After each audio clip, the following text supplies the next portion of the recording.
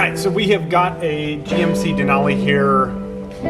The interior, the outside of the truck, it just needs clay and some tar removal and stuff like that. It'll be just fine. The inside is pretty grungy. Not bad, it's used as a daily driven vehicle. And we've got some leather that we need to do some work on. We're gonna get the steam cleaner and knock out some stains in the carpets. The steam cleaner also is gonna allow us to get in all the nooks and crannies and get this thing as clean as reasonably can be expected for a 3 to 4 hour interior job.